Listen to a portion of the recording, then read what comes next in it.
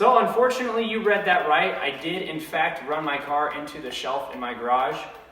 The C8 E-shifter, as amazing as it is very difficult to tell if you're neutral or not. I started the car, it was either in first or second gear when I let off the clutch to get back out of the car because I was doing a warm-up process on it. The car moved forward a little bit.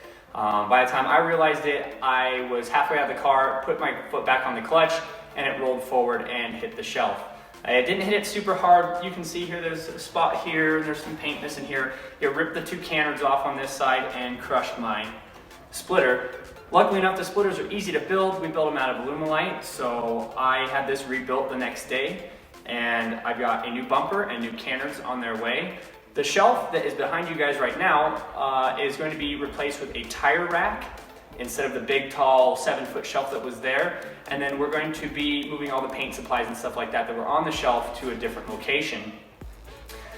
On top of the tire rack, today we're going to be doing some more garage upgrades. We're going to be doing some more shop lights. We've got a new bike hanger, which will get rid of this bike that sits over here by the lift that's all tied up in rope. I also have some Harbor Freight items. We have a new toolbox and a new pneumatic riveter that we're going to show off today. And on top of all that, we got a brand new Cobalt tool set because we liked my dad's setup so much, we decided to buy another one just for our Tenza Motorsports team. As you can tell, the splitter is a little bit bigger than what was on there before. We have these side fins which we think look really cool and are now actually just a little bit wider than the wheels that are on the car. This is supposed to help with aerodynamics a little bit from what we've read online. And to accommodate for that, we actually had to make it just a little bit wider through this section right here. This is probably the widest and the biggest the splitter will ever be on this car. I'm getting to the extent of my splitter rods and I really don't want to replace all that hardware. So if the splitter ever goes bad again, which eventually it will, we're going to be rebuilding this same design again out of Alumilite. These are all the items we're going to be putting in the garage today. All the links to these will be in the description below. We're going to be starting off with the high loft tire rack. We already own one of these, they're very strong. We have 2 sets of rims and tires up on it right now. This one will be holding the winter rims and tires that we just recently pulled off my daily driver.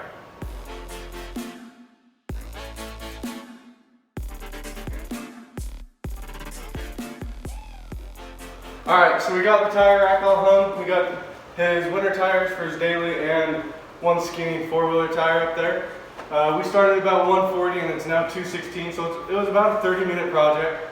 We missed a stud once, but we got it on, so we're going to have to patch a hole. And it holds really well. It's a super easy project.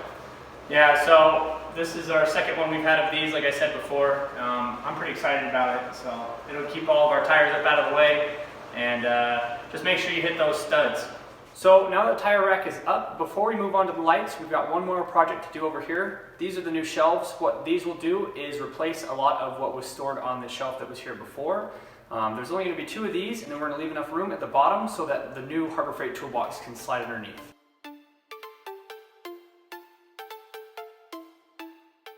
So we got the 2 shelves put up. It was super easy. It only took us about 10 minutes.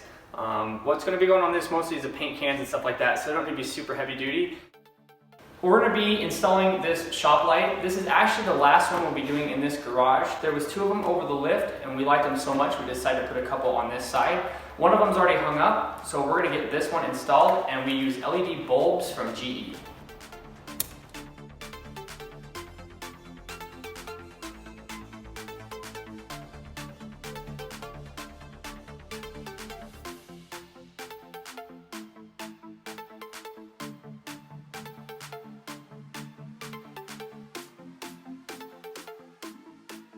So we have that shop light up now. It only took us about a half an hour to get that done. Next thing on the list is to get the bike on its proper hanger.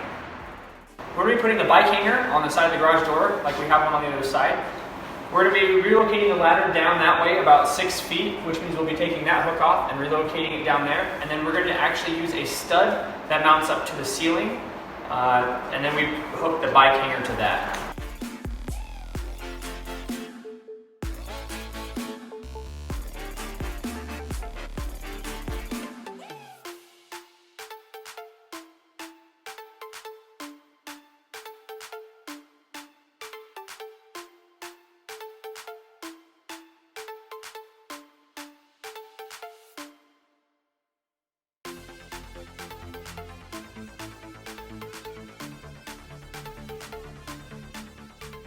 So this bike hanger was a super easy project.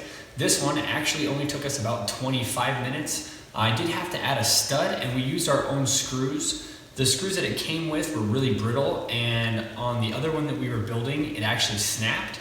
And since this was the same kit, we just threw those screws out and used our own. So we just have a couple items left for this round of garage upgrades, the toolbox and the tools that we were gonna go over. We have a couple other things going on tonight, so we're gonna pick this up first thing tomorrow.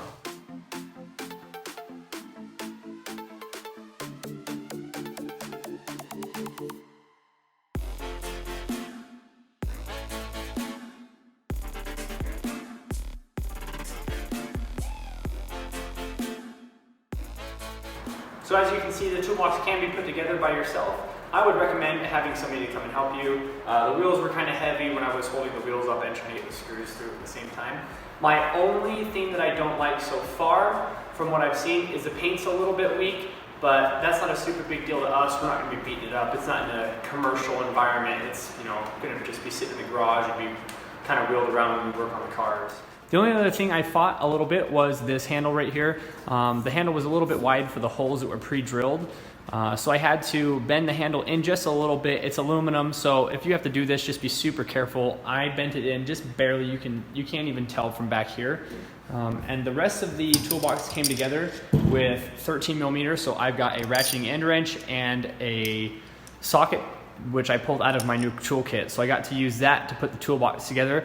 And now I'm gonna be putting my new tools in the toolbox and getting everything set up before I go wheel it over into the corner.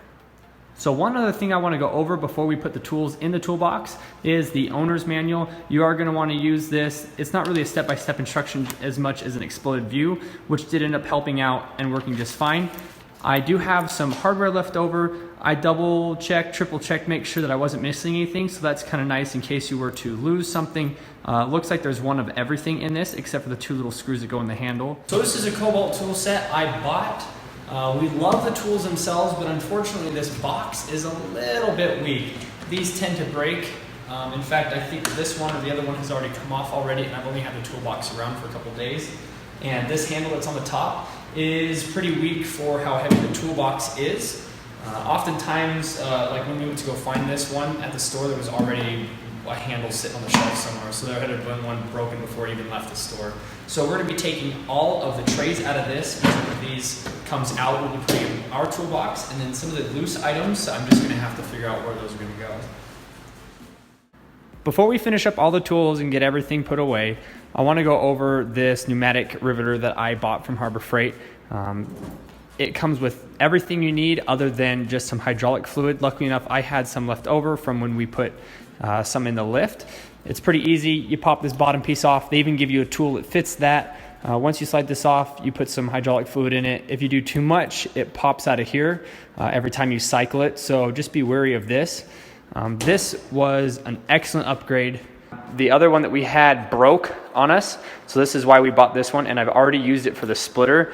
And I highly recommend this to anybody who's looking at one. And for 40 bucks, it was worth every penny of it. And of course, since it's Harbor Freight, it's not hard to find this on sale.